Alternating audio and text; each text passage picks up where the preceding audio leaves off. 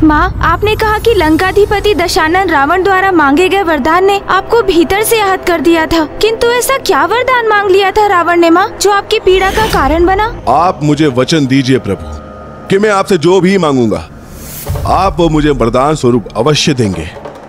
तुम मेरे परम भक्त हो दशानन, तुम्हारी इच्छा मैं कदापि नहीं टाल सकता।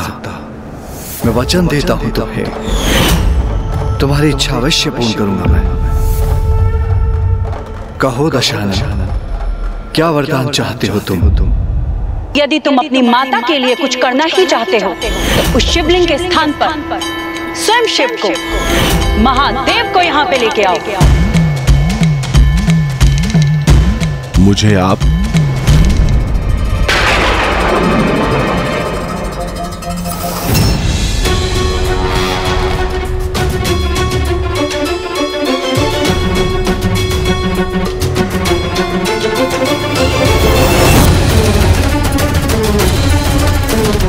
रुक क्यों गया दशानन?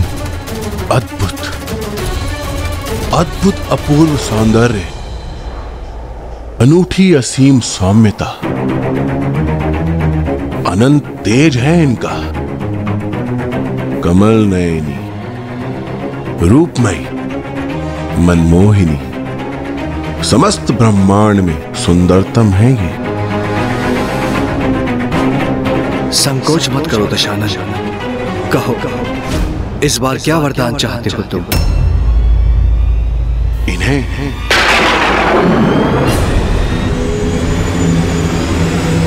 आपके वरदान स्वरूप इन्हें चाहता हूं मैं, आपके वरदान स्वरूप इन्हें चाहता हूं मैं।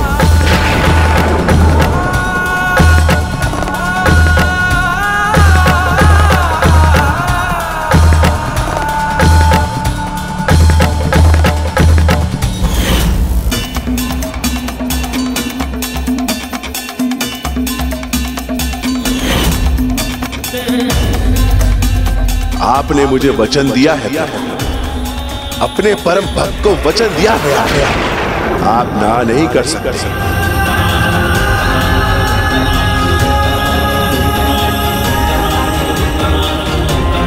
हे प्रभु, आपको प्रसन्न करने हेतु जिसने आपको अपना शीश अर्पित किया, अपनी आंतों से आपके नाम की धुन उत्पन्न, आपका परम भक्त अर्थात मुझे आप अपने दिया वचन टाल नहीं सकते।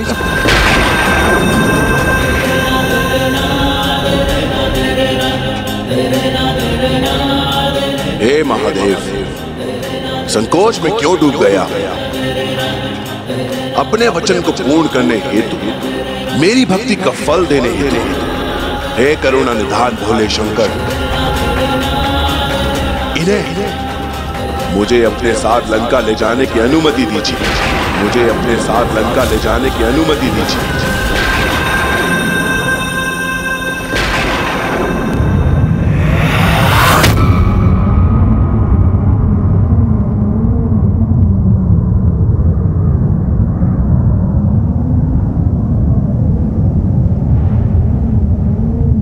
जैसी तुम्हारी इच्छा, जैसी तुम्हारी इच्छा, जैसी तुम्हारी इच्छा।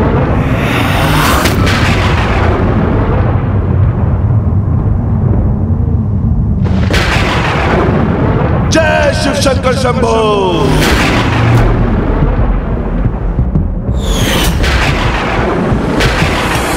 पिताश्री ने उनकी ये अनुचित प्रार्थना स्वीकार कर ली। विश्वास नहीं होता, ऐसा कैसे कर सकते थे पिताश्री? प्रभु के इस निर्णय से तो इस बार मैं भी स्तब्ध रह गई थी पुत्र, किंतु प्रभु तो जगत पिता है, भोलेनाथ है, उनकी संतानें, उनके भक्त, उनके लिए सर्वोच्च है पुत्र। किंतु वरदान स्वरूप वो आपका त्याग कैसे कर सकते हैं माँ, जो उनकी सहभागिनी है, जिनसे वो अथाह स्नेह करते हैं? अवश्य पुत्र, उन्हें तो अपने भक्तों समस्त सृष्टि से स्नेह है, किंतु मोह किसी से भी नहीं, न स्वयं से और न मुझसे। स्वामी तो कमल पुष्प की उस पंखुड़ी के समान है, जिस पर ओस की बूंदें गिरती तो अवश्य है, किंतु टिक नहीं पाती। उसी प्रकार कोई भी मोह उन्हें प्रभावित नहीं करता, क्योंकि स्वामी तो समस्त सांसारिक मोह माया से परे है। किंतु वो उस दुष्ट को आपको अपने साथ ले जाने की अनुमति कैसे दे सकते हैं? आप तो उनकी अर्धांगिनी है ना माँ? मैं उनकी अर्धांगिनी हूँ, इसीलिए तो उसकी इच्छा स्वीकार करने में तनिक भी संकोच नहीं हुआ महादेव, क्योंकि हम दोनों एक दूसरे से पृथक नहीं, हम दोनों तो एक दूसरे के पूरक हैं, अर्धनारेश्वर हैं। और स्वामी को ये ज्ञात था कि हम दोनों को कोई एक दूसरे से विलग नहीं कर सकता, इसीलिए स्वामी ने मुझे दशानन के साथ जाने दिया, रोका नहीं। किंतु मेरे सौंदर्य से प्रभावित होकर वो दशानन ये नहीं समझ सका कि यदि स्वामी जगत पिता है तो मैं जगत जननी हूँ और इस प्रकार मैं उसकी भी माता हूँ। किंतु अब उस पर स्वामी का परम भक्त होने का दंभ छाया था, और जिस पर ऐसे दंभ का प्रभाव उसे कुछ भी समझाया नहीं जा सकता। इसीलिए इस बार मैं भी उसके साथ जाने के लिए विवश थी। शीघ्र चलिए देवी, मैं आपको अपनी स्वर्ण नगरी दिखाने के लिए उत्सुक हो रहा हूँ। आइए।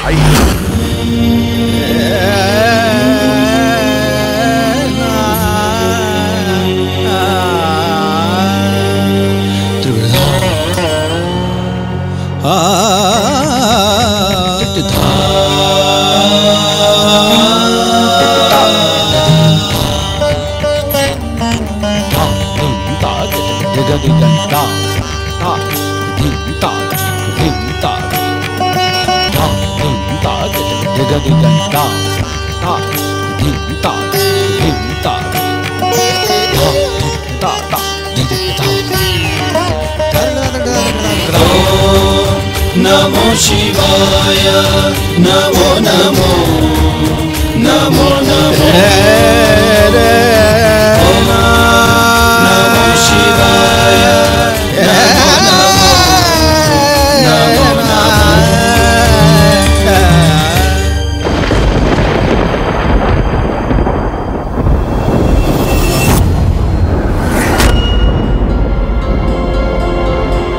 आइए देवी।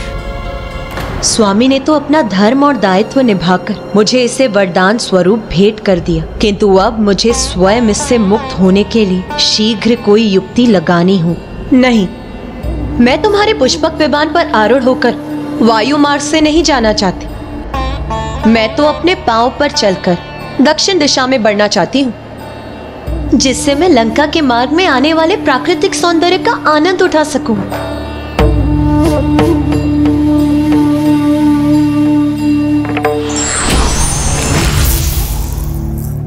देवी, आप मेरे पीछे पीछे आइए।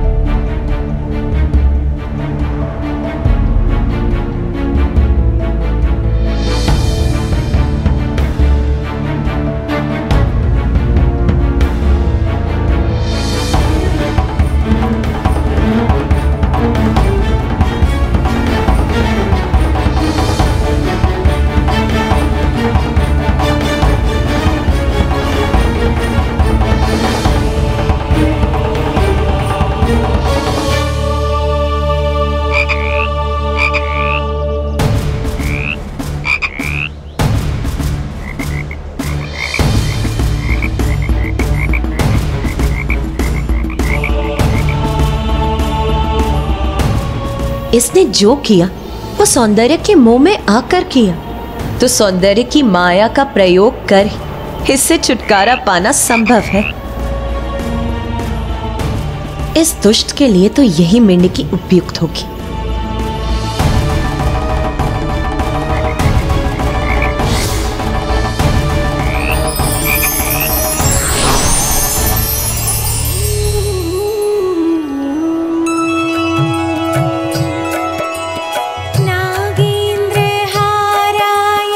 अब तो दशानन ये ज्ञात करके ही रहेगा कि कौन है वो जो इतने मधुर स्वर में मेरे प्रभु महादेव की पूजा आराधना कर रही है।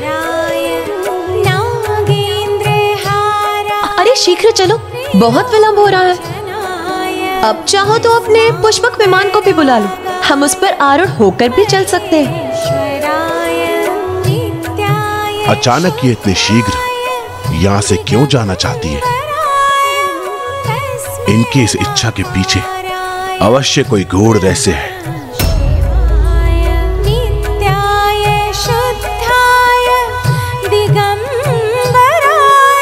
इतनी मधुर वाणी में कौन मेरे प्रभु का गुणगान कर रहा है?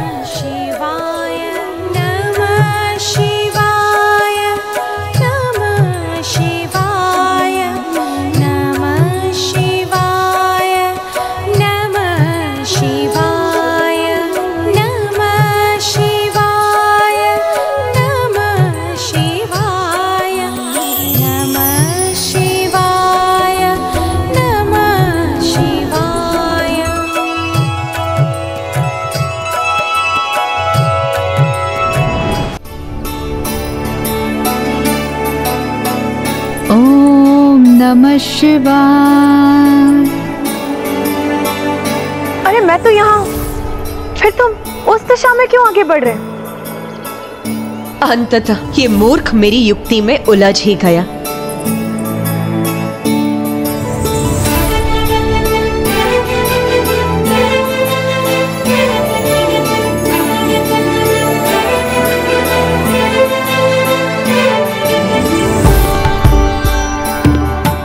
भक्ति भाव से इतने मधुर स्वर में मेरे प्रभु महादेव का नाम उच्चारण करने वाली, मेरे प्रभु के सर्वाधिक प्रिय पुष्प केतकी एकत्रित करने वाली, अद्भुत अपूर्व सौंदर्य की धनी, तुम कौन हो सुंदरी?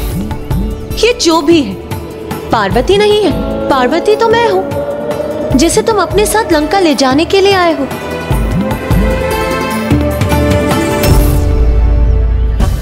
इस सुंदरी के कुछ कहने के पूर्व ही इन्होंने उत्तर क्यों दिया? उसे कुछ कहने क्यों नहीं दिया? कहीं ये मुझसे कुछ छिपाना तो नहीं चाहती?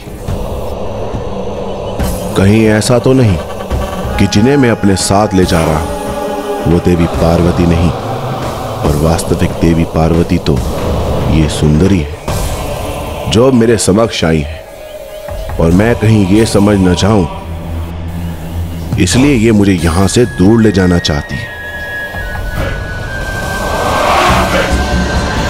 आपके वरदान स्वरूप इन्हें चाहता हूं मैं, आपके वरदान स्वरूप इन्हें चाहता हूं मैं। जैसी तुम्हारी इच्छा।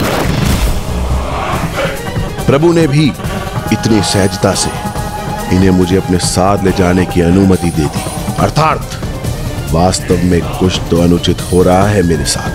अवश्य मुझे मूर्ख बनाया जा रहा है। सुंदरी, मेरा उत्तर दो, बताओ कौन हो तुम? मैं मंदोदरी हूं। असत्य कह रही हो तुम जो इस समस्त ब्रह्मांड में सर्वाधिक सौंदर्यता की स्वामिनी हो, अवश्य वास्तव में तुम ही देवी पार्वती हो, और ये देवी पार्वती नहीं। इसलिए प्रभु ने बिना कुछ कहे इतनी सहजता से इन्हें मेरे साथ भेज दिया। अपने परम भक्त के साथ छल किया महादेव ने। इसके परिणाम स्वरूप मुझसे इतनी बड़ी भूल हो जाए, उन्हें अपने साथ ले जाऊं जो देवी पार्वती ही नहीं है। मैं भी दशानन हूं, मुझे छलना इतना सरल नहीं है। हे परम सुंदरी, मैं तुम्हें प्रस्ताव देता हूं, मेरे साथ मेरी स्वर्ण नगरी लंका चलो, मुझसे विवाह करो। मेरी लंका में लंकाधिपति की रानी के पद पर आसीन। मुझे भी आपके साथ अपने भाग्य का जुड़ाव का आभास हो रहा है, इसलिए मुझे भी आपकी ही होना स्वीकार है। जिस दृष्टि से आपने मुझे देखा है, उस दृष्टि से कोई अन्य पुरुष मुझे अब ना देखे, इसका दायित्व मैं आपको सौंपती हूँ। आप चिंता ना करें, मैं आपके साथ कदापि ऐसे नहीं होने दूंगा देवी पार्वती।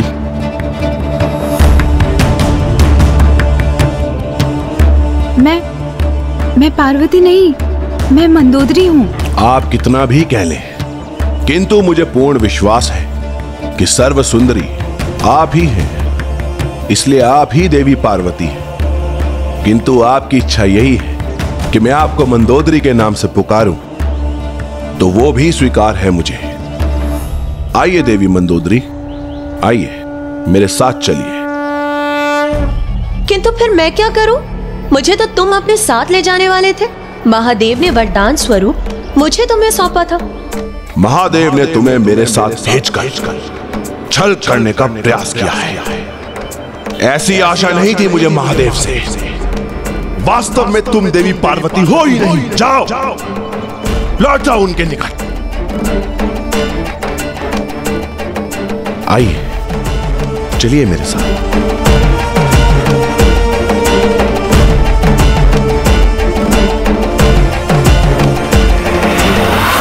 सर्वज्ञानी महातपस्वी होने के बाद भी आज इसने मुझे एक मां को अनुचित दृष्टि से देखा है। भविष्य में जाकर यही इसके सर्वनाश का कारण बनेगा। ये अपने इसी जीवन में पुनः ऐसा करेगा और तब उसी दिवस इसके साथ इसके समस्त कुल का सर्वनाश आरंभ होगा। आपने तो अत्यंत उत्तम युक्ति का प्रयोग किया माँ। उनके सौंदर्य की मोह को बढ़ावा देकर स्वयं को उनसे मुक्त करवा लिया। कैसे है वो दशानन? उनके व्यक्तित्व में भी विचित्र विरोधाभास है।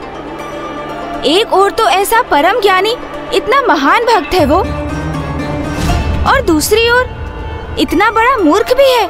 ना वो अपने आराध्य द्वारा दिए गए वरदान में विश्वास रख सके और ना ही उन जगत जननी को ही पहचान पाए जो पूरे संसार की माँ है। व्यक्ति कितना भी महाज्ञानी क्यों ना हो जाए, यदि वो विकार ग्रस्त रहता है तो उसका ज्ञान भी उसका साथ नहीं देता। फिर क्या हुआ माता? देखिए माता, मैं किन्हें अपने साथ लेकर आया हूँ। मेरे शिव, मेरे प्रभु यहाँ आ ही गए।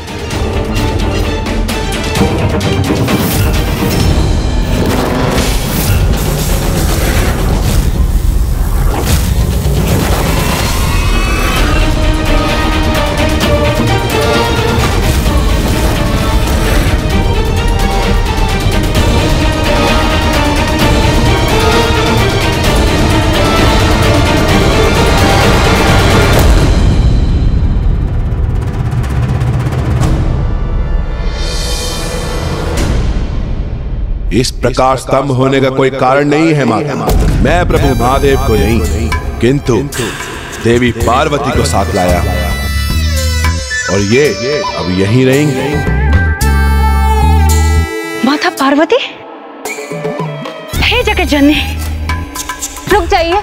हे माता पराशक्ति, मेरा प्रणाम स्वीकार करें। त्रिलोक स्वामिनी, आप मुझसे बड़ी हैं, आप मुझे इस तरह से सम्मानित करें, ये आपको शोभा नहीं देता। मैं जगत जननी नहीं, पराशक्ति नहीं, त्रिलोक स्वामिनी नहीं। आप लोगों से मुझे पहचानने में भूल हो रही है। मैं तो एक साधारण नारी हूँ, मायासुर की पुत्री। एक ऋषि के श्रापवश जलाशय के पास एक मेढकी के रूप में थी, किंतु आज माता पार्वती के आगमन से मेरा सौभाग्य पुनः जागृत हुआ और मैं श्राप मुक्त हो गई और मुझे अपना वास्तविक स्वरूप पुनः प्राप्त हुआ। और माता पार्वती के ही कृपा से मैंने आज इन्हें अपने स्वामी के रूप में स्वीकार किया है।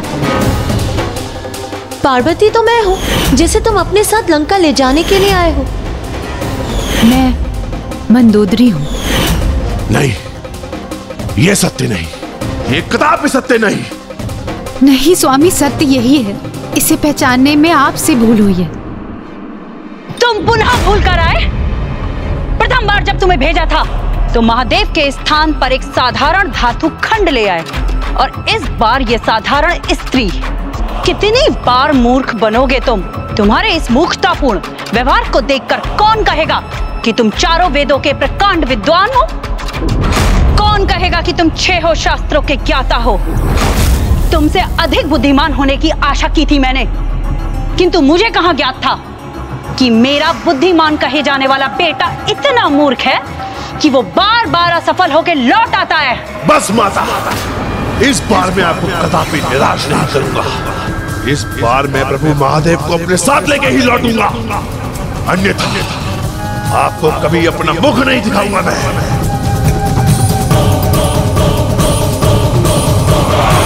और अब वो महादेव को अपने साथ लंका ले जाने, अपनी माता को दिया गया प्रण निभाने पुनः यहाँ आया।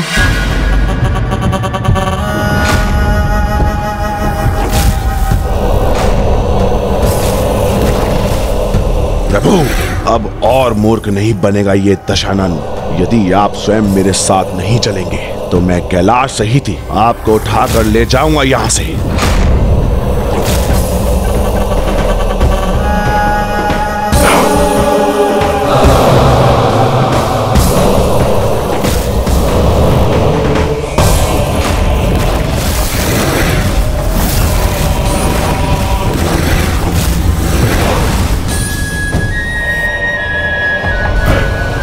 जय भोले शिव शंकर।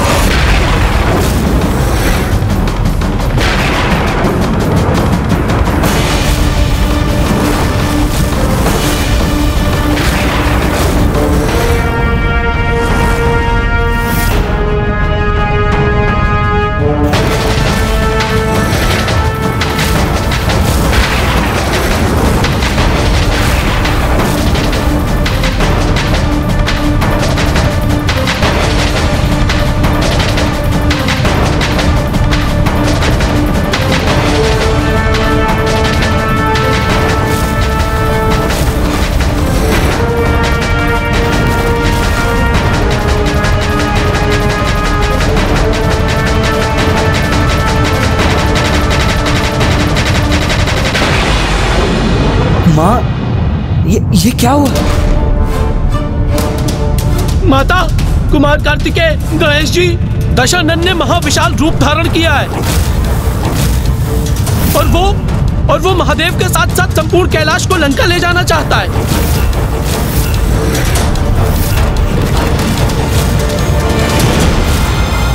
इतना बल है दशानन की भुजाओं में कि मैं कैलाश पर्वत को ही उठा लूंगा।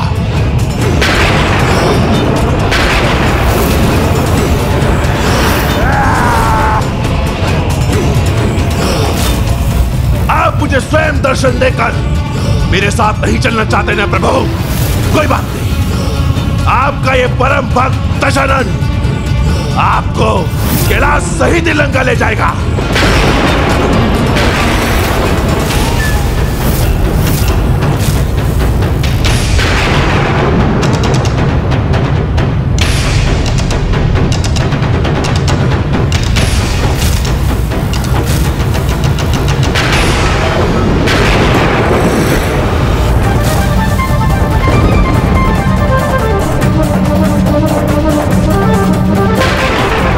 पिताश्री यहाँ इतने गहन ध्यान में लीन है और ये दुष्ट यहाँ ऐसा उपद्रव करने का दुस्साहस कर रहा है। इसीलिए माँ, अब आप मुझे ही अनुमति दीजिए। जिन हाथों से ये दुष्ट कैलाश को उसके स्थान से उठाने का प्रयास कर रहा है, मैं अभी जाकर उसके शरीर से ही उसे विलग कर देता हूँ। शांत हो जाइए भैया, उनका ये कृत्य सर्वथा अनुचित है, किंतु वो भी तो एक महान शिव भक्त है, इसलिए हमारा उन्हें कोई क्षति पहुंचाकर उन्हें रोकना भी तो उचित नहीं। इसलिए इसका तो कोई अन्य उपाय ही करना होगा हमें। आप मुझे अनुमति दीजिए माँ, मैं जाकर उन्हें समझाने का प्रयास करता हूँ। भक्ति को ही जिसने अपना हठ मान लिया हो, उसे समझाने का प्रयास व्यर्थ है गणेश जी। हाँ पुत्रों, भगवान और भक्त के मध्य किसी अन्य का हस्तक्षेप करना मर्यादा का उल्लंघन होगा। और फिर तुम्हारे पिताश्री की दृष्टि से कुछ भी नहीं छिपा है, वो ध्यान में लीन होकर भी सचेत है। मुझे पूर्ण विश्वास है समय आने पर स्वामी अपने इस भक्त को उचित सीख अवश्य देंगे।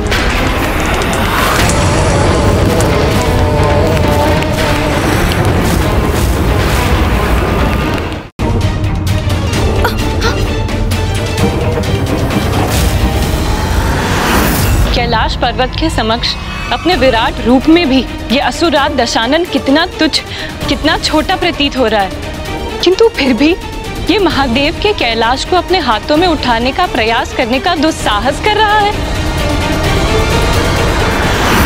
यदि ये दुष्ट कैलाश को अपने हाथों में उठाकर लंका ले जाने में सफल हुआ तो ये अजय बन जाएगा, जो सृष्टि के भविष्य को परिवर्तित कर उसके लिए अहितकर होगा। दुष्ट दशानन अधर्म करता रहेगा, किंतु प्रभु विष्णु जी के राम अवतार से भी सुरक्षित रहेगा, और प्रभु श्री हरि नारायण अपने अवतार का प्रयोजन सिद्ध नहीं कर सकेंगे। घोर अनर्थ होगा ये।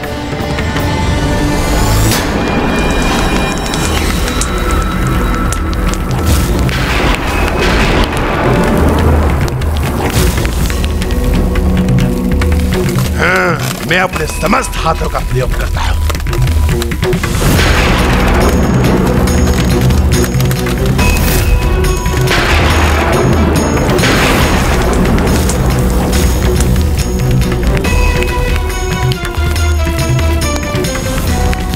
तनिक थोड़ा और बल, कैलाश को मैं उसके स्थान से थोड़ा और उठा ही लूंगा।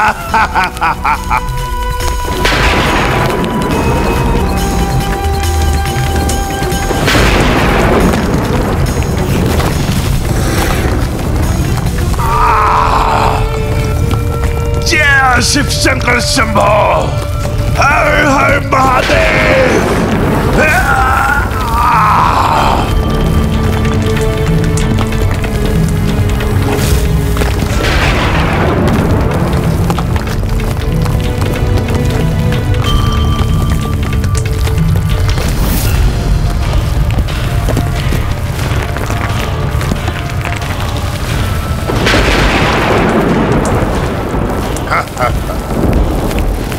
जो करने आया था वो कर ही लिया मैंने। दशानन सफल हुआ।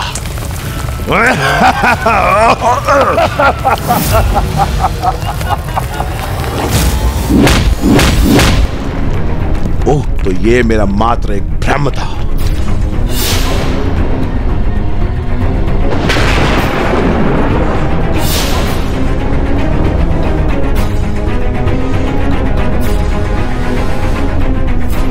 किंतु दशानन के लिए कुछ भी असंभव नहीं।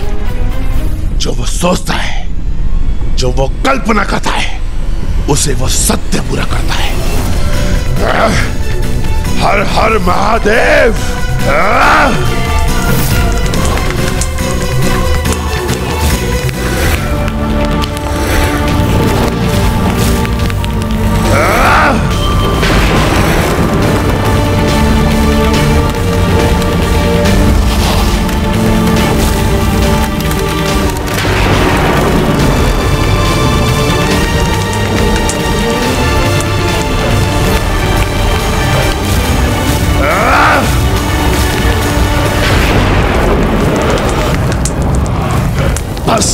अब कुछ और ही बल का प्रयोग करूंगा तो कैलाश पर्वत को उठा लूंगा अपनी भुजाओं में मैं।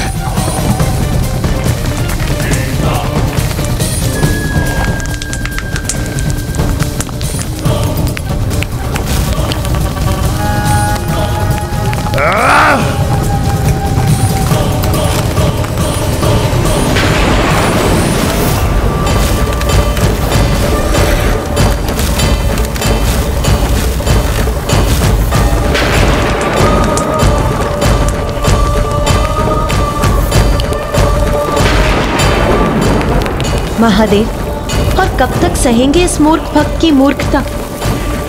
अब अवश्य वो कुछ करेंगे इसे उचित सीख देने के लिए।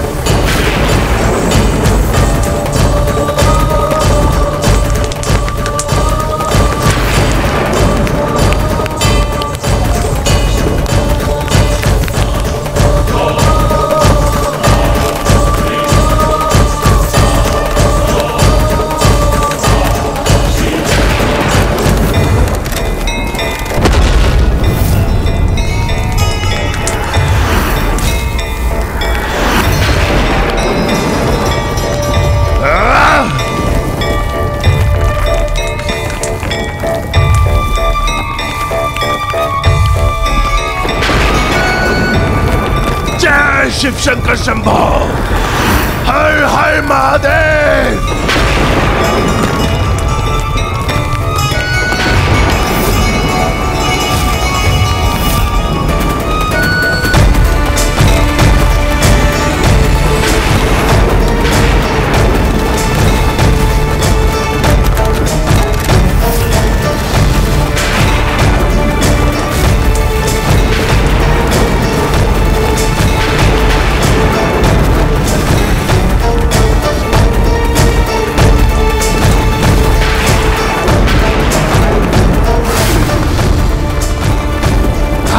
मेरे प्रभु कि मैं आपको कैलाश सहित लंका ले जाऊंगा। अब आप लंका प्रस्थान करने के लिए तैयार हो जाइए।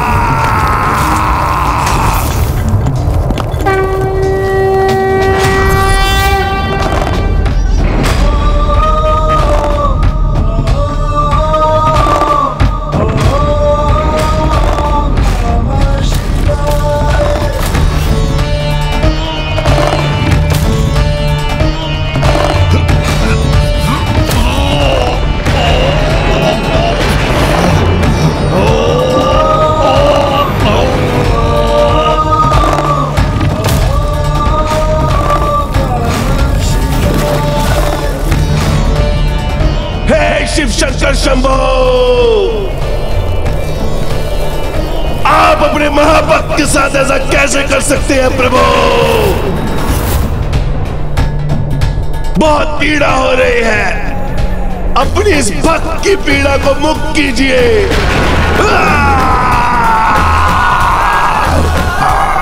मुक्त कीजिए प्रभु, कीजिए प्रभु। हे शिव शंकर शंभो, बहुत पीड़ा हो रही है, अपनी इस भक्त की पीड़ा को मुक्त कीजिए। पिताश्री, ये असुर राज तो बहुत विचित्र भक्त है आपका।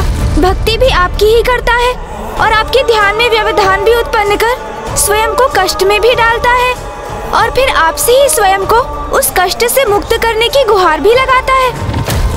जय शिव शंकर शंभो, शिव शंकर शंभो। हे महादेव, रक्षा कीजिए मेरे।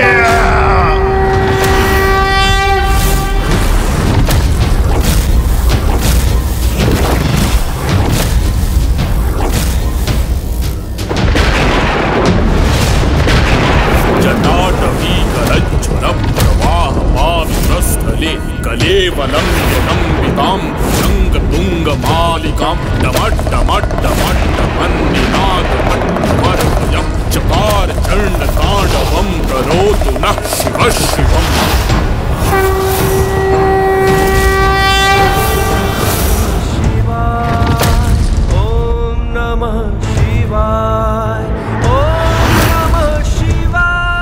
अद्भुत है इसकी भक्ति। असहनीय पीड़ा में भी मर्मांतक स्तुति से अपने प्रभु का गुणगान कर रहा है। ओम नमः शिवाय, ओम नमः शिवाय, ओम नमः शिवाय। जटाकटाह संभ्रमभ्रमन्निलिम्ब निर्झरी विलोल वीचि वल्लरी विराजमान मूर्धनि गज्ज्वलल्ललाट पट्टपावके किशोर चंद्रशेखरे रति प्रतिक्षणं मम।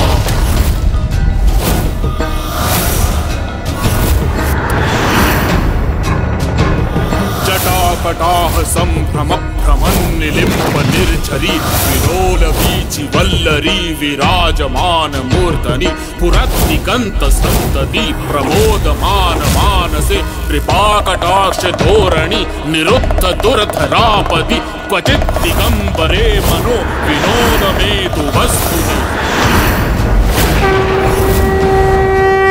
ओम नमः शिवाय, ओम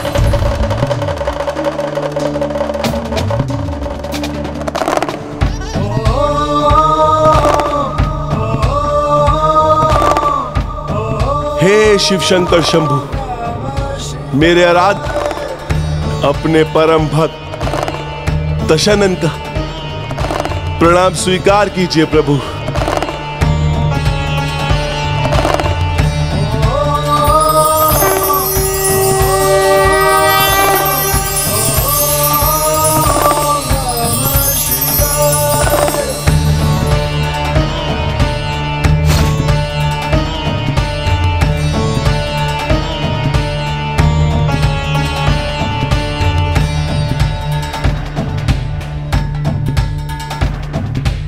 हे प्रभु, मुझे ज्ञात है मैंने जो आज किया उससे आप अत्यंत क्रोधित हैं, किंतु मेरे पास कोई और विकल्प भी कहां था प्रभु। आज आपने अपने भक्त के इस रुदन से प्रभावित होकर अपने इस भक्त को दर्शन देकर कृतार्थ कर दिया प्रभु, कृतार्थ कर दिया। भक्त की पीड़ा भगवान की पीड़ा है दशानन।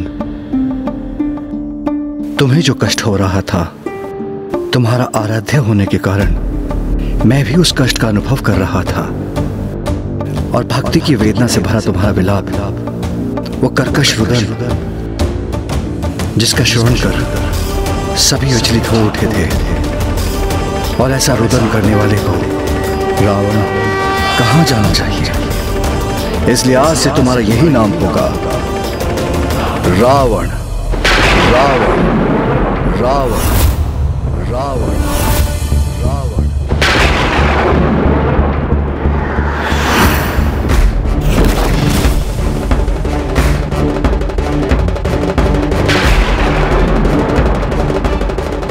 रावण रावण, आज से समस्त संसार मुझे आपके दिए नाम से पुकारेगा। रावण, महाबली रावण, लंका नरेश रावण, शिव भक्त रावण।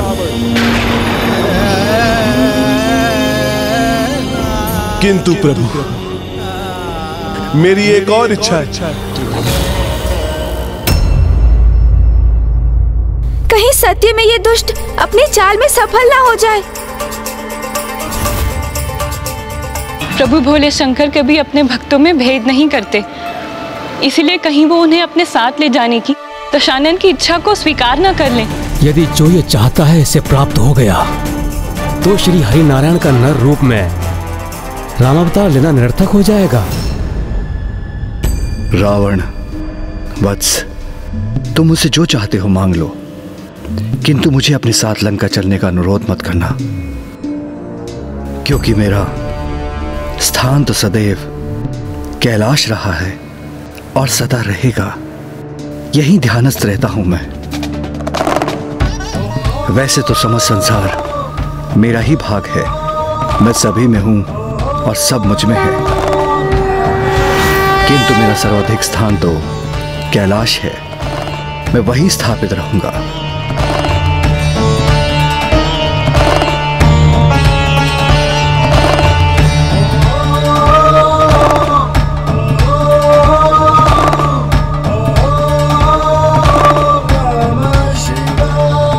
बस माता, इस बार मैं आपको कदापि निराश नहीं करूंगा। इस बार मैं प्रभु महादेव को अपने साथ लेके ही लौटूंगा, अन्यथा आपको कभी अपना मुख नहीं दिखाऊंगा मैं। जाने से पूर्व अपनी माता का आशीर्वाद नहीं लोगे पुत्र?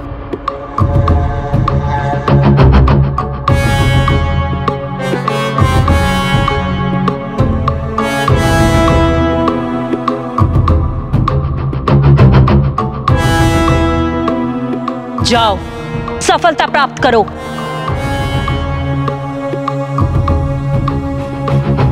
किंतु स्मरण रहे, बुद्धि का प्रयोग कर, प्रत्यक्ष रूप से नहीं अपितु परोक्ष रूप से प्रभु से लंका में स्थित होने का अनुरोध करना, तो तुम अपने प्रयोजन में अवश्य सफल होगे। प्रभु से उनका आत्मलिंग मांग लेना पुत्र। आत्मलिंग माता? उनके आत्मलिंग के स्थापित होने का यहाँ ये अर्थ होगा कि स्वयं महादेव की आत्मा लंका में वास करे और उसके बाद लंका नगरी सदैव के लिए शिव शरणागत हो जाएगी। और तुम सदा के लिए सुरक्षित। इसलिए मात्र आत्मलिंग ही मांगना पुत्र। कहो रावण, क्या चाहते हो तुम? प्रभु,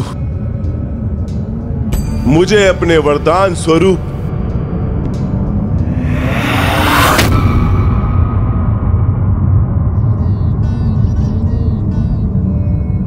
आपका आत्मलिंग चाहिए। आपका आत्मलिंग चाहिए।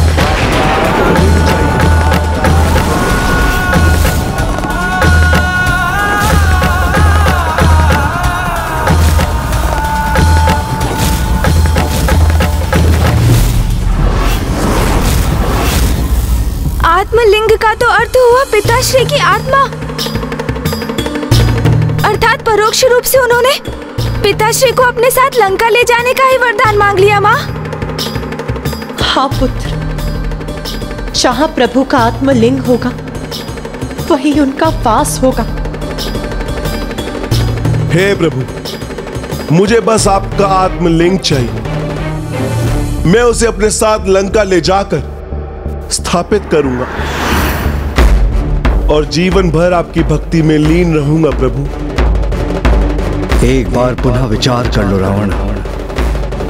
अग्नि के उतने ही समीप जाना चाहिए जहां वो उसके ताप को सह सके। किसी जलाशय के जल में उतना ही गहरा जाना चाहिए जहां व्यक्ति श्वास ले सके।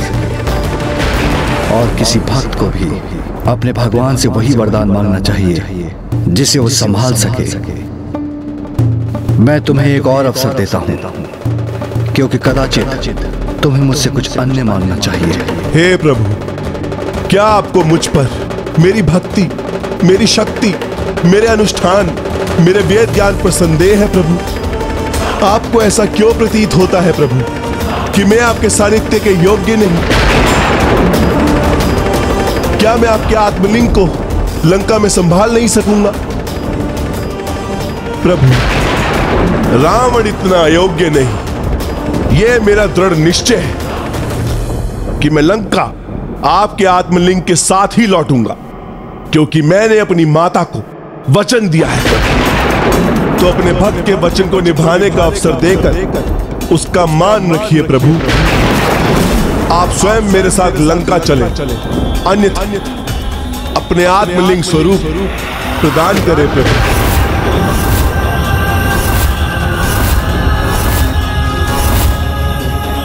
हे प्रभु, मुझे आप अपना आत्मलिंग ले जाने की अनुमति दीजिए और आशीष दीजिए कि मैं जहां पे भी आपके आत्मलिंग को स्थापित करूं, वह सदा के लिए वहीं स्थापित हो जाए।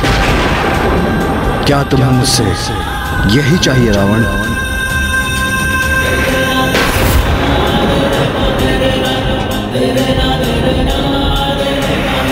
उचित है रावण, मैं तुम्हें अपना आत्मलिंग प्रदान करता हूं।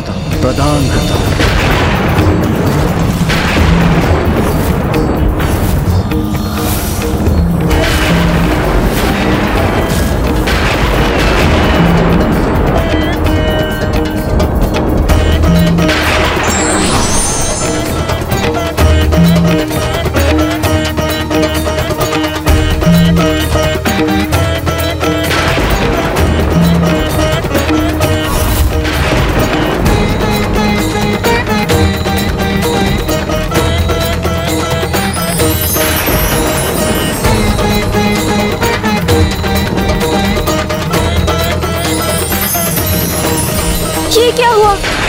माँ के भीतर से ये दिव्य प्रकाश कैसे उत्पन्न हुआ और क्यों?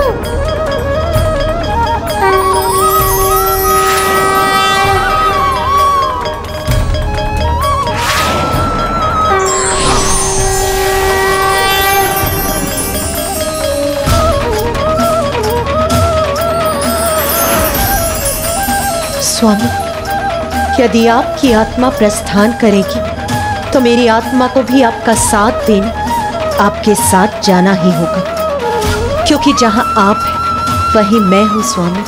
क्योंकि हम दोनों तो एक दूसरे के पूरक हैं, हम दोनों एक दूसरे से विलग कहां।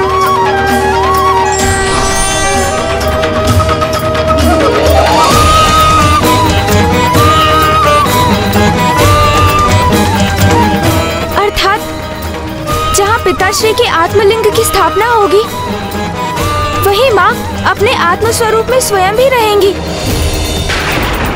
इसका अर्थ तो यही हुआ कि दशानन ने तो वास्तव में वरदान स्वरूप पिताश्री से वही मांग लिया जिससे सर्वोच्च तो कुछ हो ही नहीं सकता।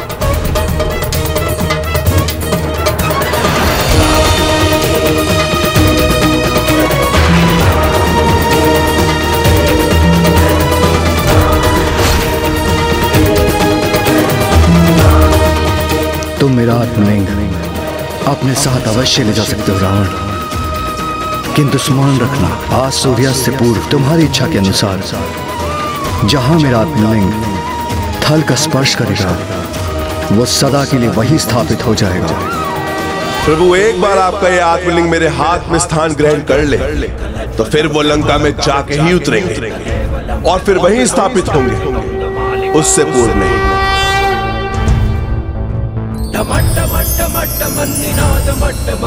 चकार चंड तांडवम तनोतु नः शिवा शिवम्। ओम नमः शिवाय, ओम नमः शिवाय, ओम नमः शिवाय, ओम नमः शिवाय, ओम नमः शिवाय, ओम नमः शिवाय।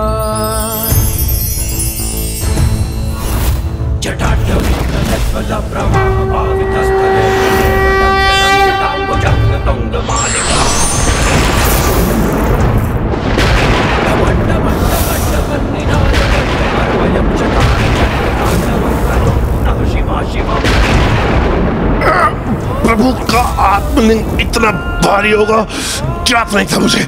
इसे संभालना तो अत्यंत कठिन हो रहा है मेरे लिए। प्रभु का आत्मलिंग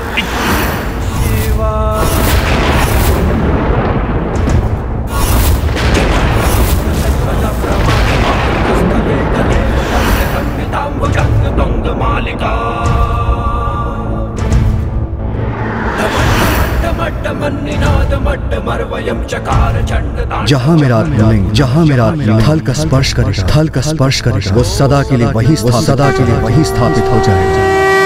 नमः शिवाय, ओम नमः शिवाय, ओम नमः शिवाय। इस असुर रावण के साथ यही होना चाहिए। अब पिताश्री प्रभु महादेव के आत्मलिंग यही कैलाश में ही उतरकर सदा के लिए यहीं स्थापित हो जाएंगे। ओम नमः शिवाय, ओम नमः शिवाय, ओम नमः शिवाय, ओम नमः शिवाय, ओम नमः शिवाय, ओम नमः शिवाय, ओम नमः शिवाय, ओम नमः शिवाय, ओम नमः शिवाय, ओम नमः शिवाय, ओम नमः शिवाय। जटाटवी कलशब्रमा भावितस्थले कलेवलम्ब्य लम्बिताम्बुजंग तुंगमालिका। प्रभु के आत्मलिंग का भूमि समर्पण तो लंका पहुंचने पर ही होगा। सावधान रहना दशानन, जो मैंने कहा उसे स्मरण रखना। ओम नमः शिवाय, ओम नमः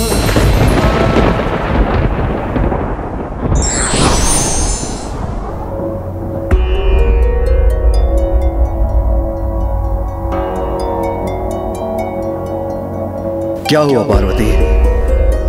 प्रभु, आपने उसे अपना आत्मालिंग प्रदान कर दिया, ये ज्ञात होते हुए भी कि आपका आत्मालिंग आपकी आत्मा के ही स्वरूप है। वो मेरा भक्त था तो उसकी इच्छा कैसे पूर्ण न करता? किंतु स्वामी, वो आपका भक्त होने के साथ साथ एक असुर भी है। देव अथवा दानव दोनों हमारी ही संतानें हैं, किंतु अपनी संतान को इतनी स्वतंत्रता भी नहीं देनी चाहिए कि वो अनर्थ ही कर दे। निश्चिंत रहिए प्रिय, नियति के अनुसार जो भी होगा उचित ही होगा।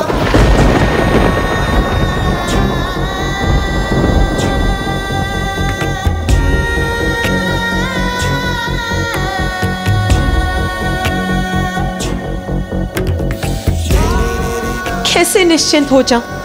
स्वामी तो भोलेनाथ है, एक अहंकारी असुर को अपना आत्मलिंग प्रदान करके कैसे शांति से ध्यान में लीन है। यदि वो प्रभु के आत्मलिंग को लंका ले जाने में सफल हो गया तो महादेव और माता को सदा के लिए लंका में ही वास करना होगा।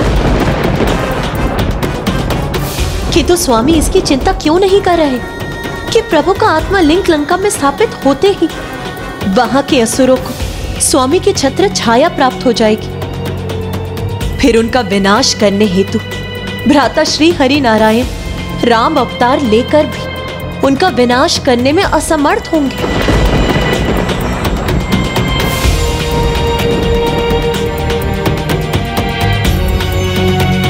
ओम नमः शिवाय, ओम नमः शिवाय, ओम नमः शिवाय, ओम नमः शिवाय, ओम नमः शिवाय, ओम नमः शिवाय, ओम नमः शिवाय, ओम नमः शिवाय, ओम नमः शिवाय। नहीं नहीं, मैं ऐसा कदापि नहीं होने दूंगी। उस दुष्ट को जाकर स्वयं रोकूंगी मैं, जिसने मेरे स्वामी, मेरे प्रभु जगत पिता महादेव के साथ छल किया। अनुचित प्रयोजन से भक्ति कर प्रभु के आत्मा लिंग ले जाने वाले को स्वयं रोकूंगी मैं।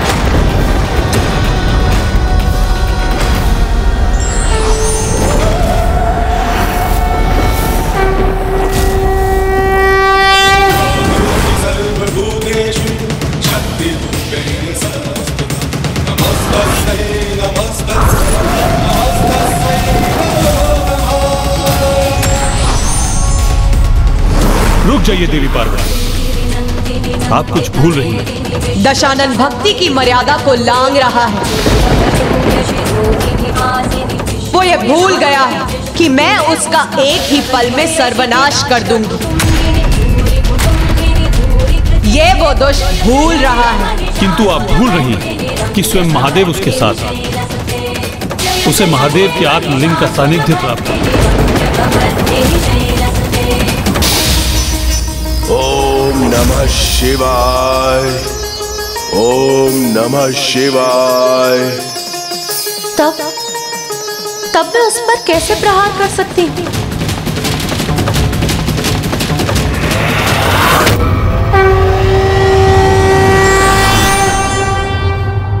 किसी न किसी को तो इस दुष्ट को रोकना ही होगा, अन्यथा ही प्रभु की छत्र छाया प्राप्त कर ज्ञात नहीं कितना शक्तिशाली हो जाएगा। यदि मैं चाहता तो अपने सुदर्शन चक्र से उसका अंत कर सकता था, किंतु जब मैं महादेव के आत्मलिंग को उसके साथ देखूंगा तो उस पर प्रहार किस प्रकार कर पाऊंगा।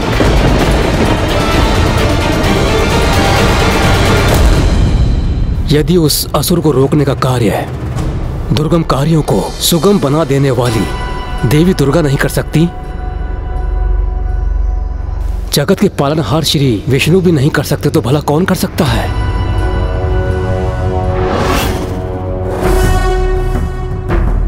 यदि उसे रोकने का कोई उपाय हमने शीघ्र नहीं ढूंढा तो विलंब हो जाएगा।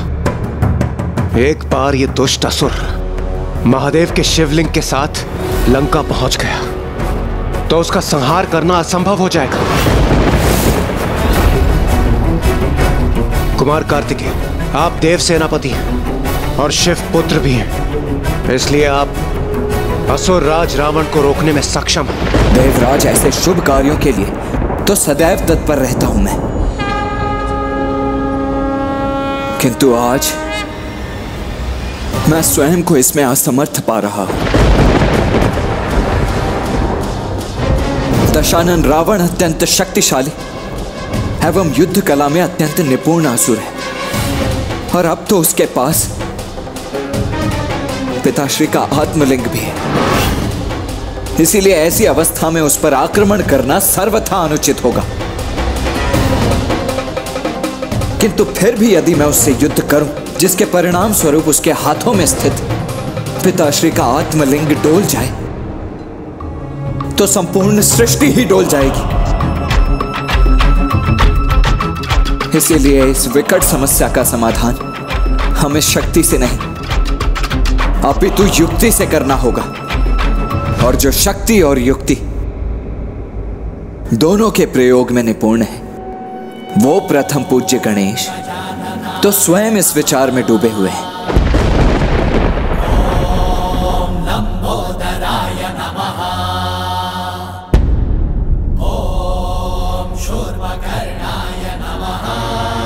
ओम नमः शिवाय, ओम नमः शिवाय, ओम नमः शिवाय।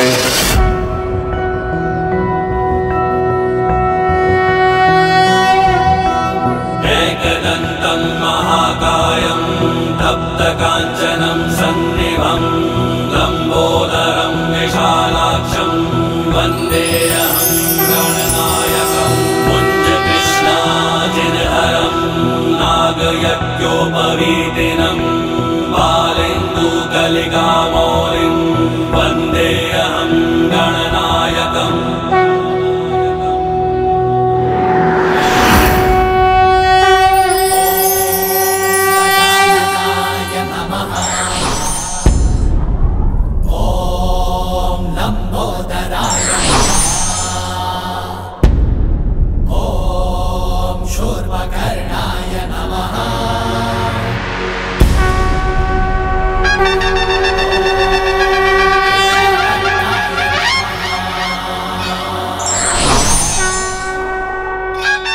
आपको चिंता करने की कोई आवश्यकता नहीं। मैं वचन देता हूँ कि मैं पिता श्री महादेव के आत्मलिंग को लंका कदापि नहीं पहुँचने दूंगा। वैसे भी दशानन रावण ने लंका की अपनी यात्रा का आरंभ विघ्नहर्ता गणेश जी का नाम लिए बिना ही किया, इसीलिए उसके इस कार्य में विघ्न तो अवश्य उत्पन्न होगा।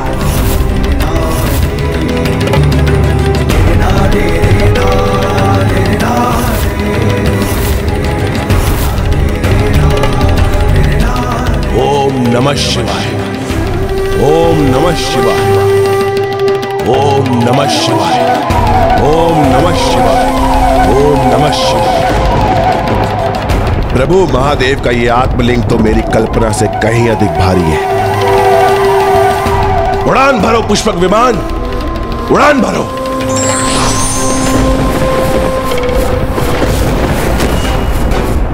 मेरे पुष्पक विमान को क्या हो गया है? ये उड़ान क्यों नहीं भर रहा?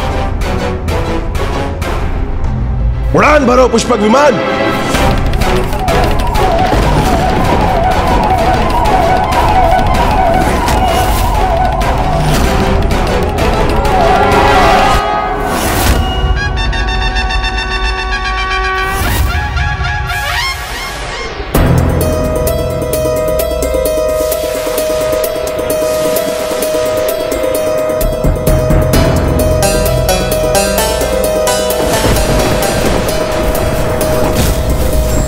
कदाचित इतनी शक्ति नहीं है इस पुष्पक विमान में कि प्रभु के आत्मलिंग के साथ उड़ान भर सके, किंतु दशानन रावण हूं मैं तो अपने पांवों पर चलकर ही संध्या होने से पूर्व प्रभु के आत्मलिंग को लंका ले जाने में सर्वसमर्थ हूं।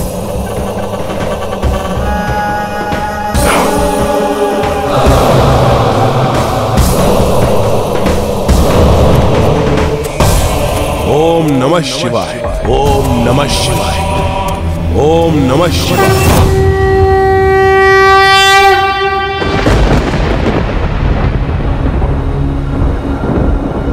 आयुष्मान भव पुत्र।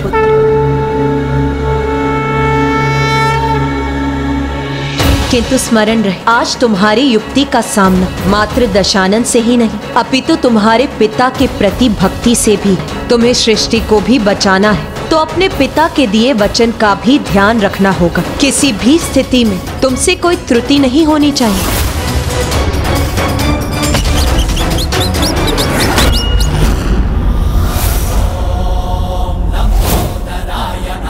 ओम नमः शिवाय। हे माता, हे भूमि देवी, मुझे आपकी सहायता की आवश्यकता है।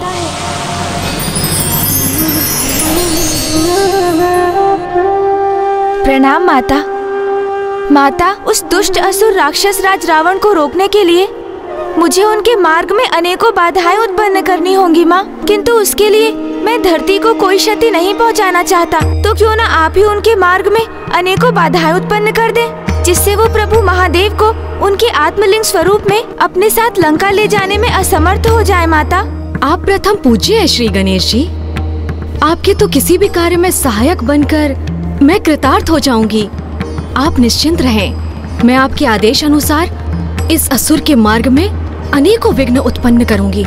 हे दुष्टों के लिए विघ्नकर्ता गणेश, आपको कोटि कोटि धन्यवाद माता।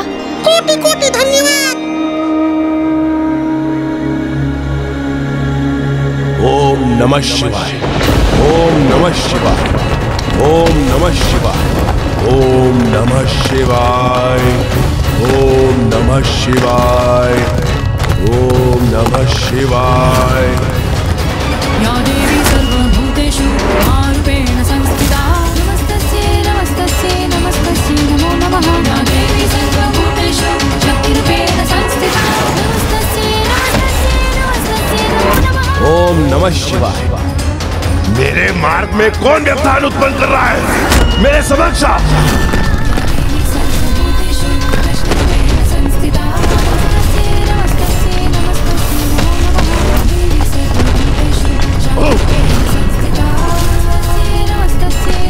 कितना अच्छा होता यदि उनके समक्ष ऊंची प्राचीर समान आकृति उनके मार्ग में बाधा उत्पन्न करती।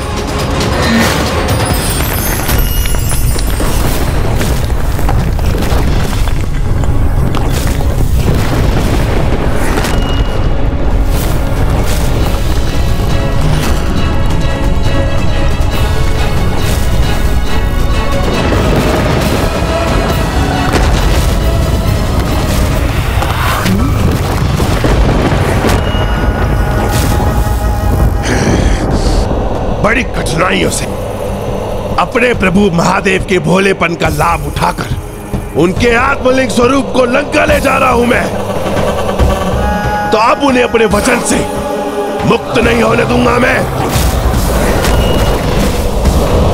ओम नमः शिवाय, ओम नमः शिवाय, ओम नमः शिवाय। ऐसी बाधाएं उत्पन्न कर इन्हें रोकना सरल नहीं होगा। हमें तो कोई ऐसा व्यवधान उत्पन्न करना होगा जिससे ये एक पग भी आगे ना बढ़ सके।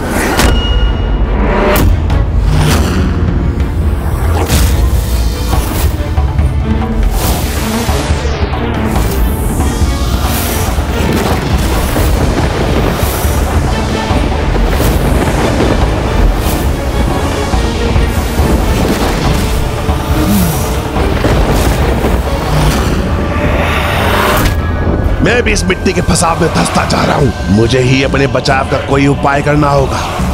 शिव शंकर शंभो, शिव शंकर शंभो, जय शिव शंकर शंभो।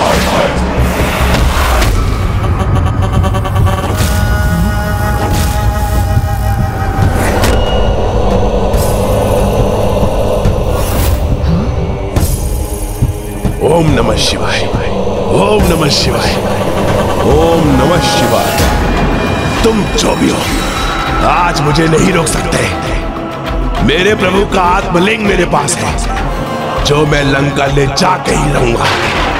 ओम नमः शिवाय। इन दुष्ट की भक्ति के पीछे तो इनका अनुचित उद्देश्य ही है, किंतु फिर भी प्रभु महादेव इनके हाथों में ही स्थित है।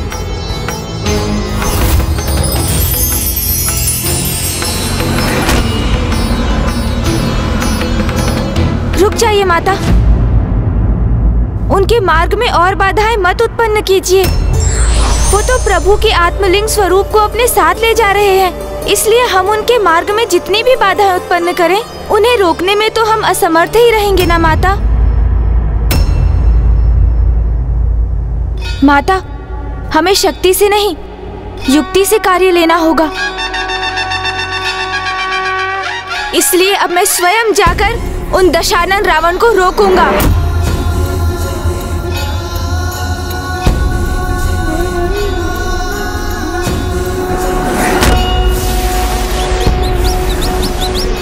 इस सर्वशक्तिशाली रावण को कैसे रोकेंगे गणेश जी? ओम नमः शिवाय।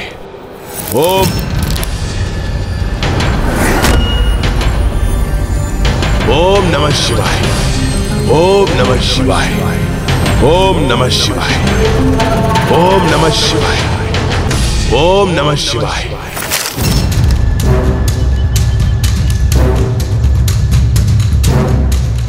यहां तो कोई भी नहीं, फिर ये ध्वनि कहां से आ रही है?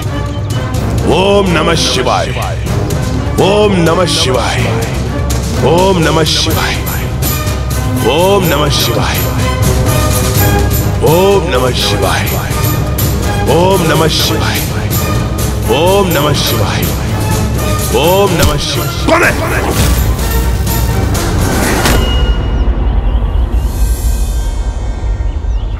यात्रा लंबी है, इसलिए सर्वप्रथम मुझे यह सुनिश्चित करना होगा कि कोई मेरे मार्ग में बाधा उत्पन्न ना करे। स्वच्छ जल है यहां और मुझे प्यास भी लगी है।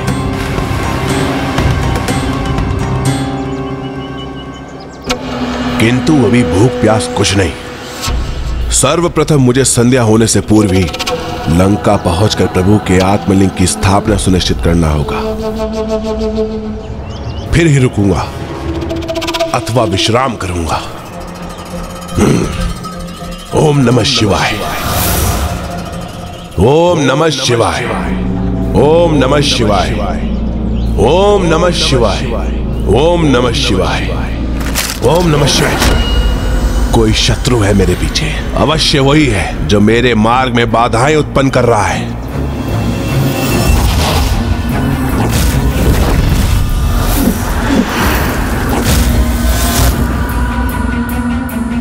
किसे ढूंढ रहे हैं दशानन रावण?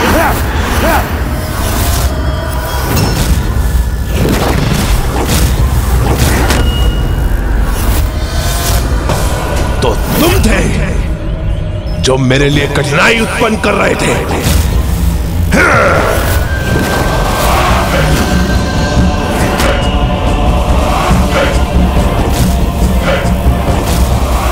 इस दुष्ट असुरराज रावण ने तो महादेव द्वारा दिए गए चंद्रहास को ही उनके पुत्र पर प्रहार करने हेतु उठा लिया है। गणेश जी चंद्रहास का सम्मान अवश्य करेंगे, उसका कोई उत्तर नहीं देंगे वो। किंतु फिर वो भला इस दुष्ट असुर का सामना कैसे कर पाएंगे? मेरे मार्ग की सभी बाधाएं तुमने और उन देवताओं ने उत्पन्न किए होंगे, और अब मेरे प्रभु के आत्मलिंग के लिए आए हो ना? सर्वथा उचित समझा आपने। पिताश्री के आत्मलिंग के लिए ही यहाँ आया हूँ मैं।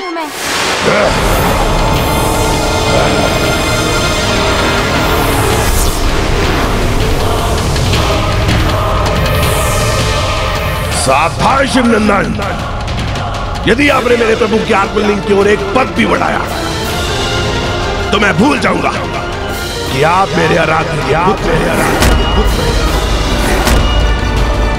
शिवनंदन। अब यहां शांति स्थापित रहेगी अथवा युद्ध होगा, उसके उत्तरदायित्व आप होंगे। हे परम शिव भक्त लंकेश, आप अचानक तनावग्रस्त होकर इतनी आक्रामक मुद्रा में क्यों आ गए? मैंने ये अवश्य कहा था कि मैं यहाँ प्रभु के आत्मलिंग के लिए ही आया हूँ, किंतु मात्र उनके दर्शन के लिए।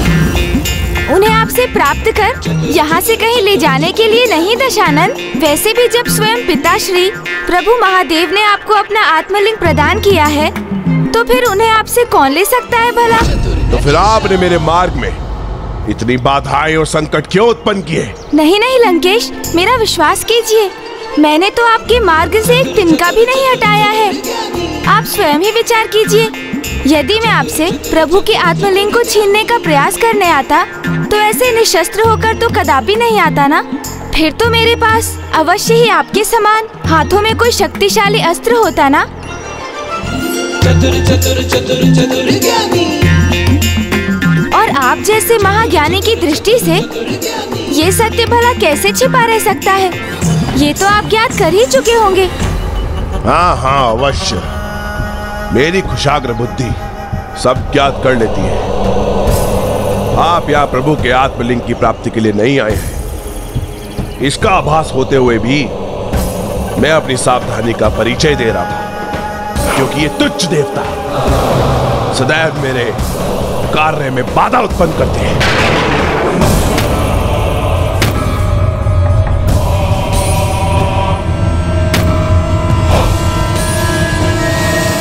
मैं तो बस ये देखना चाह रहा था कि आपका भेषधर कोई देवता तो नहीं है मेरे समक्ष। राक्षस राज लंकेश, आप चारों वेदों और 6 शास्त्रों के प्रकांड विद्वान हैं। 10 महाविद्वानों के समान बुद्धिमान हैं। आपके 10 ज्ञान से परिपूर्ण शीश है। आप तो महाज्ञानी हैं दशानन जी। फिर भी आपको मूर्ख बनाना सरल है। ये क्या कह रहे हैं गणेश जी आप? कदापि नहीं दशानन जी। मैं तो यही कह रहा हूँ कि आपको मूर्ख बनाना कदापि सरल नहीं है। आप तो स्वयं परम ज्ञान सागर ब्रह्मदेव के पौत्र हैं।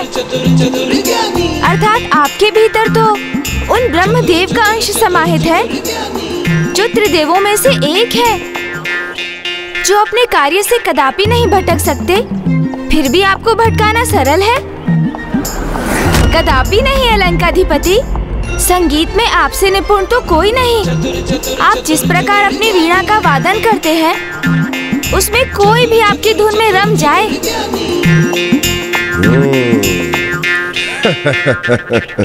किंतु फिर भी आपको अपनी धुन पर नृत्य कराना सरल है। कदापि नहीं।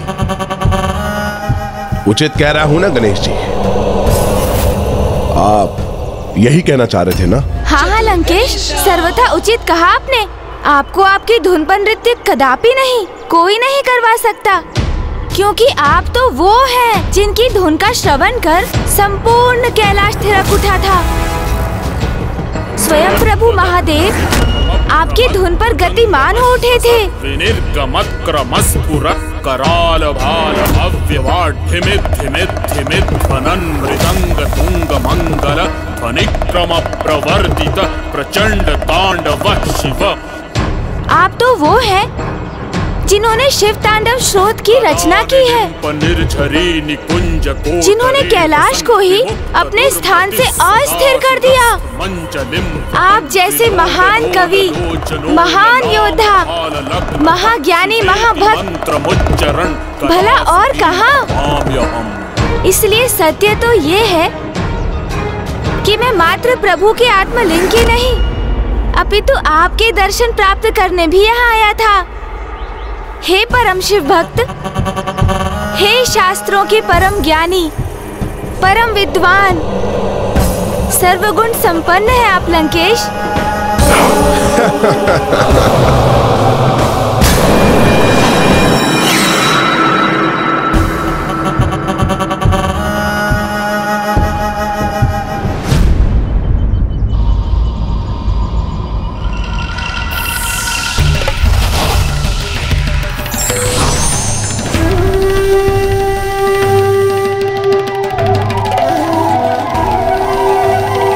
अगर आपने मेरे दर्शन कर लिया हूं तो मैं आगे बढ़ूं, क्योंकि मेरे पास व्यर्थ समय नहीं है गंवाने के लिए। मुझे संध्या होने से पूर्व ही लंका पहुंचना है, और आज मुझे लंका पहुंचकर प्रभु के आत्मलिंग को यहां स्थापित करने से कोई नहीं रोक सकता। दशानन के लंका पहुंचने के पूर्व ही कहीं मार्ग में ही आत्मलिंग को स्थापित करना होगा। भले ही इसके लिए मुझे इन राक्षस राज लंकेश के साथ साथ संपूर्ण मार्ग ही पार क्यों ना करना पड़े। ओम नमः शिवाय, ओम नमः शिवाय, ओम नमः शिवाय, ओम नमः शिवाय। हे परम शिव भक्त लंकेश, मेरा मन अभी भी आपके दर्शन से भरा नहीं। मैं तो अभी आपके व्यक्तित्व की पूर्ण आभा में कुछ और समय आपके दर्शन करना चाहता हूँ। इसलिए यदि आपको आपत्ति ना हो तो आप मुझे कुछ समय अपने साथ चलने की अनुमति दीजिए। उचित है, उचित है, किंतु कुछ ही समय के लिए। वैसे भी किसी महाज्ञानी का साथ प्राप्त करने से कोई न कोई उत्तम सीख मिल ही जाती है।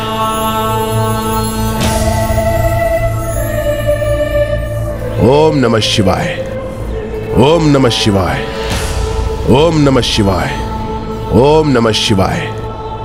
ये तो एकमात्र गणेश जी ही संभव कर सकते हैं। तभी उन्होंने एक महाज्ञानी को भी अपने शब्दों में उलझा लिया। किंतु वरुण देव, गणेश जी राक्षस राज के साथ साथ चल रहे हैं और यदि उसे उनके वास्तविक प्रयोजन का ज्ञान हो गया तो गणेश जी के ऊपर भी संकट छा सकता है और दशानन तो सुरक्षित ही रहेगा, क्योंकि ब्रह्मदेव के वरदान के अनुसार रावण का वध तो किसी नर द्वारा ही निश्चित है, जो श्री विष्णुदेव राम के मनुष्य के रूप में करेंगे।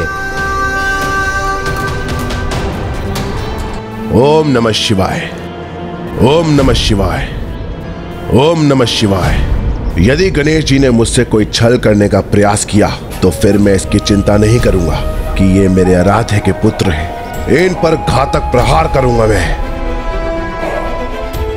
ओम नमः शिवाय, ओम नमः शिवाय। ये तो पिताश्री महादेव के आत्मलिंग को लेकर अतिरिक्त सतर्कता का परिचय दे रहे हैं। ओम नमः शिवाय। इसलिए मुझे अब शीघ्र किसी ऐसी युक्ति का प्रयोग करना होगा ओम नमः शिवाय, जिससे ये आत्मलिंग को नीचे भूमि पर रख दें ओम नमः शिवाय। और वो लंका नगरी पहुंचने के स्थान पर यही भारत भूमि में कहीं स्थित हो जाएं। ये महादेव पुत्र तो अत्यंत चतुर है, मुझे छलने का प्रयास भी कर सकते हैं, इसलिए मुझे अत्यंत सतर्क रहना होगा। ओम नमः शिवाय। क्या हुआ शिवनंदन, ऐसे क्या देख रहे हैं आप? कुछ अनुचित कर रहा हूं क्या मैं? क्या है आपके मन में, बताइए। लंकेश, क्या आपको ऐसा आभास नहीं हो रहा है जैसे आप कुछ भूल रहे हैं?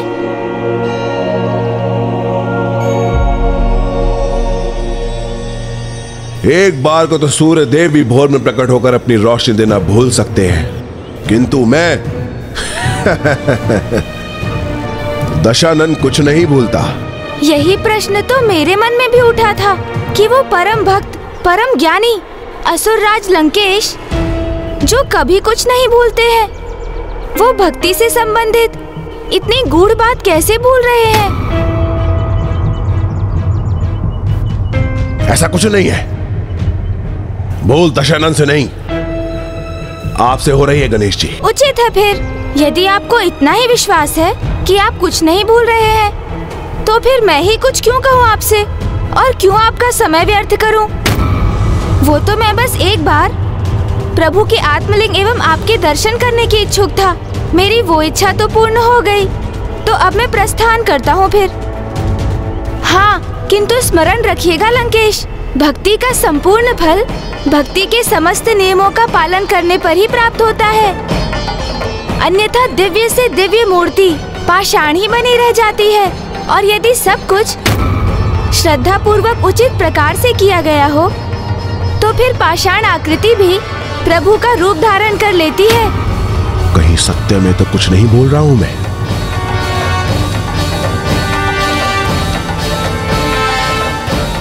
ज्ञान के देवता हैं गणेश जी, शिव पुत्र हैं, वो असत्य तो नहीं कहेंगे, तो संभव है कदाचित मैं ही कुछ बोल रहा हूं। शिवनंदन, गणेश जी रुकिए।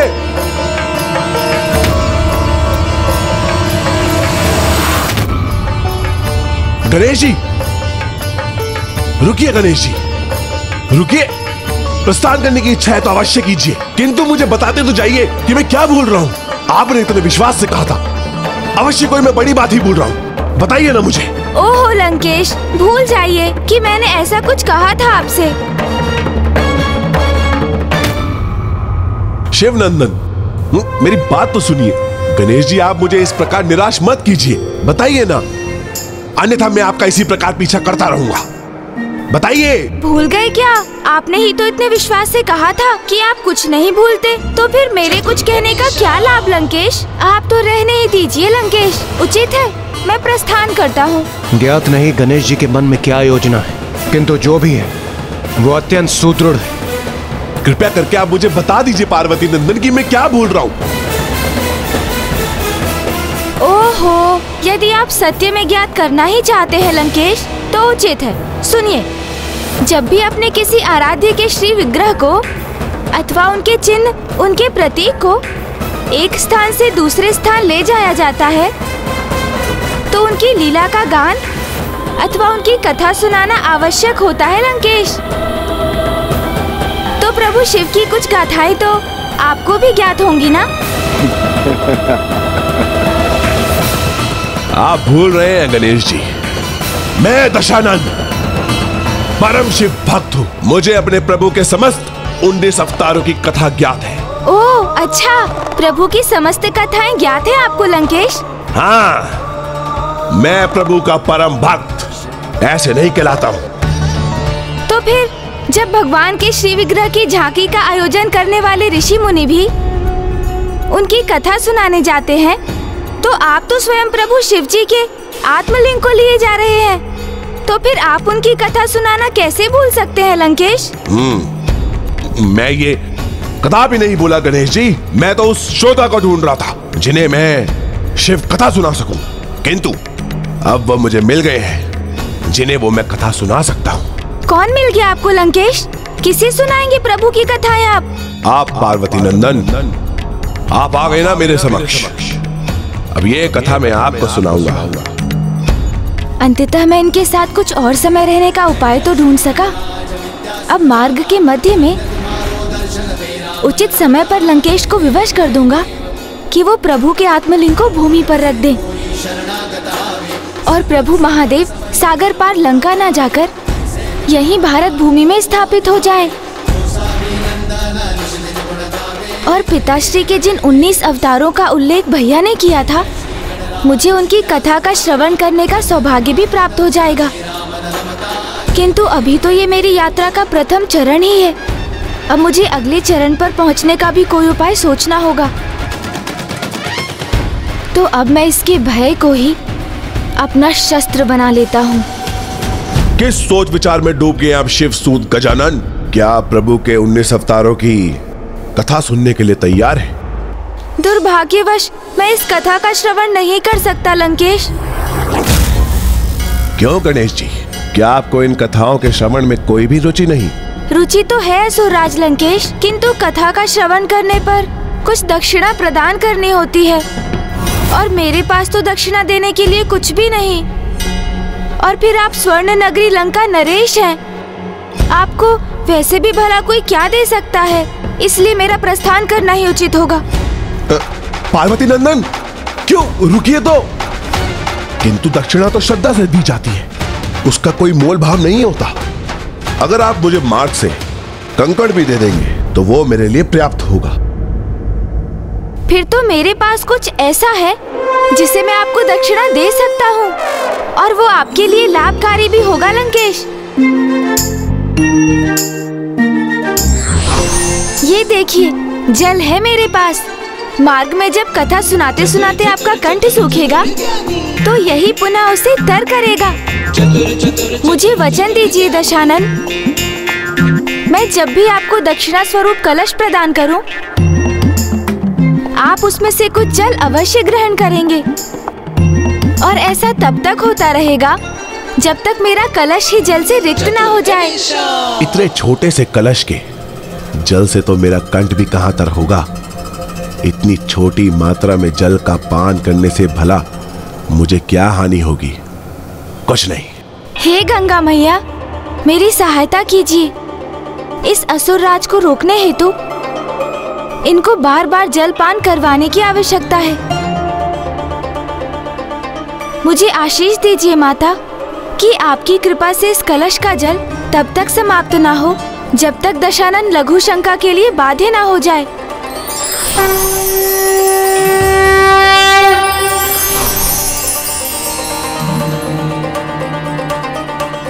मैं वचन देता हूं, कथा के मध्य जब भी आप मुझे दक्षिणा स्वरूप ये जल देंगे, मैं उसे अस्वीकार नहीं करूंगा। प्रतीत होता है गणेश जी ने एक अत्यंत उत्तम योजना गढ़ी है। जो भी है, मैं तो आशा करता हूं कि गणेश जी अपनी युक्ति से इस चतुर असुर राज रावण को परास्त करने में सफल हो जाएं। अब आप अविलंब शिव कथा आरंभ कीजिए लंकेश। और इस अवधि के लिए यदि आप चाहें तो मैं आत्मलिंग को अपने हाथों में ले सकता हूँ। नहीं, मुझे कोई समस्या नहीं। ये आत्मलिंग मेरे हाथ में ही उचित है। तो लीजिए, थोड़ा जल ग्रहण कर लीजिए ना। शिव कथा आरंभ करने के पूर्व अपने कंठ को तो तर कर लीजिए।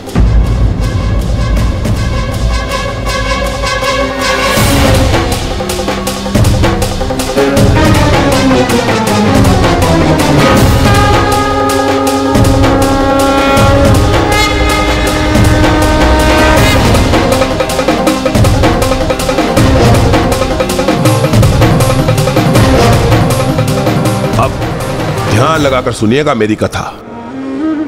ओम नमः शिवाय, ओम नमः शिवाय, ओम नमः शिवाय। ये तो तुम्हें ज्ञात ही होगा। सर्वप्रथम माता ने 10 महाविद्या रूप धारण कर धीरे धीरे संसार की रचना की। माता ने जीवन हेतु सृष्टि का निर्माण तो कर दिया, किंतु जिस प्रकार शरीर में आत्मा का वास उसे सजीव करता है, एक भवन में जीवन की सकारात्मक ऊर्जा के संचार से ग्रह बनता है, उसी प्रकार सृष्टि को जीवन योग्य मेरे प्रभु महादेव शिव शंकर भोले ने बनाया।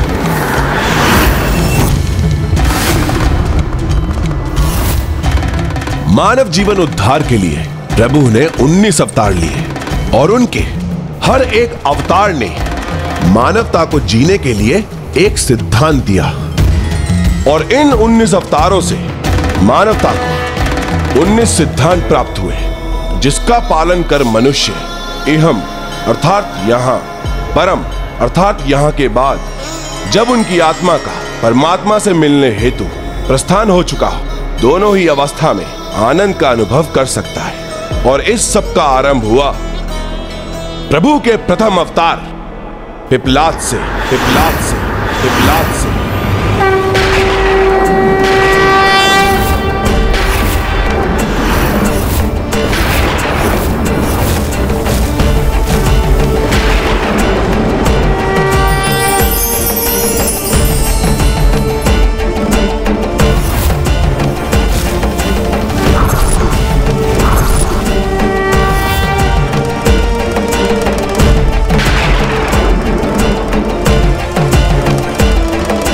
महादेव के प्रथम अवतार श्री पिपलाद जी की कथा सुनाने के लिए मुझे और भी पीछे जाना होगा, किंतु सर्वप्रथम शनिदेव की जन्म कथा सुननी होगी आपको। प्रभु महादेव के लिए पिपलाद अवतार लेने के पीछे शनिदेव की विशेष भूमिका रही है, क्योंकि कर्मफल दाता शनिदेव का जब दंड विधान एक अबोध बालक के लिए भी उसी प्रकार अत्यंत कठोर और सख्त बना रहा, तो फिर महादेव का प्रभु पिपलाद के रूप में अवतरित होना अनिवार्य हो गया।